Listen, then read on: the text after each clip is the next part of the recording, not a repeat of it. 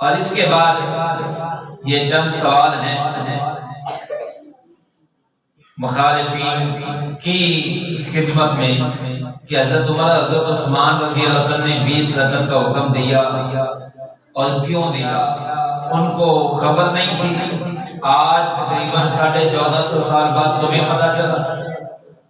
اور دوسرا یہ ہے اگر نعوذ باللہ خلفائے راشدین نے بدعت صحیحہ کا حکم دے دیا تو تمام صحابہ نے بے چون و چلا اس بدعت صحیحہ پر عمل کیوں کیا؟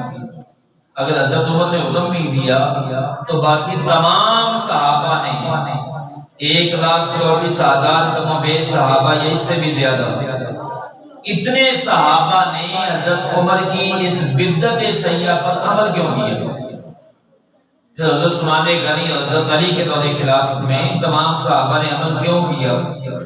تو اگر انہوں نے بے چون و چلا اس کو قبول کر لیا اور ان میں کوئی بھی کسی نے اختلاف نہیں کیا، سب نے عمل کر لیا، تو تمہارے نزدیک پھر یہ ہے کہ ان میں حق کو کوئی بھی نہیں تھا؟ صحابہ کے اندر کوئی بھی حق بیان کرنے والا نہیں تھا؟ معاذ آج تم ہو حق بیان کرنے والے، اتنے عرصے کے بعد تم نے حق کو پیدا کر دیا، تم متبع سنت ہو، تو یہ صحابہ پر الزام نہیں ہے، یہ صحابہ پر تبدہ نہیں ہے۔ تو جس نے صحابہ پر الزام لگایا، صحابہ پر تبدہ کیا، صحابہ کی زندگی کو مشکوک کر دیا، اس نے تو شریعت کو مشکوک کر دیا ہے، کیونکہ ہمارے پاس شریعت صحابہ کے ذریعے پہنچی ہے۔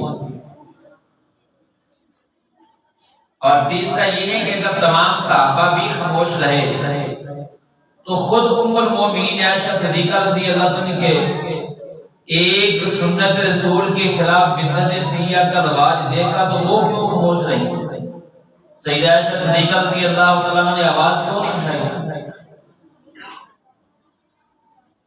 وہ تو ازواج رسول ہیں، زوج رسول ہیں، وہ جن کے گھر اللہ کا قرآن نازل ہوا، جن کی گود میں وحی اترتی رہی، کیا وہ ایک گناہ اور بدعت صحیحہ پر وہ خاموش رہ سکتی تھی اور ان پر تبلیغ کا حق انہوں نے ادا کیوں نہیں کیا؟ آج تم آٹھ تابی پر شور ڈالتے ہو، پیسے لگاتے ہو، مغز ماری کرتے ہو، تو اس کا مطلب یہ ہے کہ تم حق گو ہو۔ سیدہ عائشہ صدیقہ رضی اللہ تعالیٰ عنہا حق گو نہیں تھی کہ وہ خاموش رہیں؟ صحابہ کی شان یہ ہے کہ صحابہ کوئی بھی خلاف شرع کام دیکھیں تو فوری طور پڑھتے تھے۔ حضور صلی اللہ علیہ وسلم کے نواسے حضرت امام حسین رضی اللہ تعالیٰ عنہ، آپ ایک مطلب کہ باغی یزید کے متعلق مدینے سے نکلے، مکہ گئے، مکہ سے کربلا تک گئے، حضور صلی اللہ علیہ وسلم کا دین بچانے کے لیے۔ تو کیا یہ حضرت عمر کے دور میں حضرت امام حسین جو ہیں وہ نہیں پڑھتے رہے؟ مجھے بتاؤ تو صحیح، کیا انہوں نے تراویح نہیں پڑھی؟ کیسی کیسی باتیں کرتے ہیں؟ کیا حضرت امام حسن نے نہیں پڑھی؟ امام حسن بھی تو اس وقت زندہ تھے، کیا ان میں کوئی بھی حق کو نہیں تھا؟ اور تیسرا یہ ہے کہ وہ تمام خلفائے راشدین صالح صحابہ بلکہ خود حضرت ام المومنین عائشہ صدیقہ رضی اللہ تعالیٰ عنہ 20 رکعت تراویح پڑھوا کر یا جاری ہوتے ہوئے دیکھ کر خاموش رہ کر ہدایت پر تھے، یا نعوذ باللہ ثم نعوذ باللہ اگر آج حنفی 20 رکعت پڑھنے کی بنا پر گمراہ اور بدعتی ہیں تو پھر بتاؤ سارے صحابہ کیا بنیں گے؟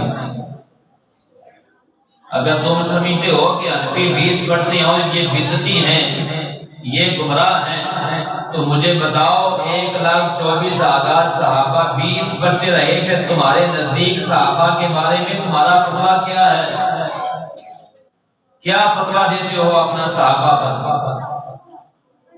یہ میرے سوال ہیں ان لوگوں پر جو 8 کی دھک لگا کر کہتے ہیں کہ 20 ثابت ہی نہیں ہے. یہ میرے سوال ہیں اور تمہیں تمہاری پوری زندگی تک چیلنج ہے ان سوالوں کا جواب دے دینا.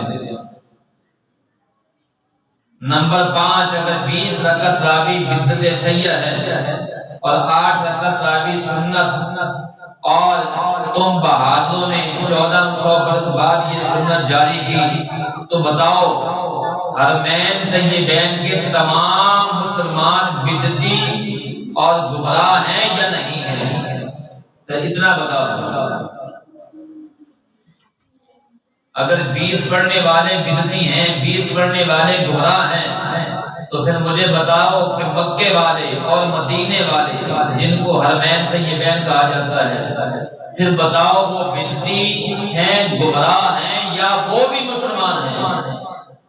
یہ فیصلہ کر دو. اگر تمہارے نزدیک 20 پڑھنے والے بدعتی ہیں تو پھر تمہاری تو ان کے پیچھے نماز بھی نہیں ہوتی، حج بھی نہیں ہوتی. بدعتی کی بات پھر قبول نہیں کی جا سکتی. تو تم تو وہاں سے فنڈ بھی لیتے ہو. تو اس کا مطلب یہ ہے کہ شوربہ حلال اور روٹیاں حرام.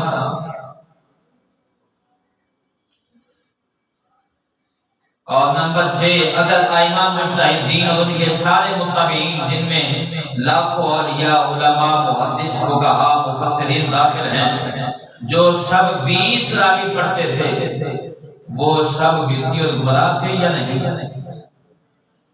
ان پر بھی فتویٰ لگا.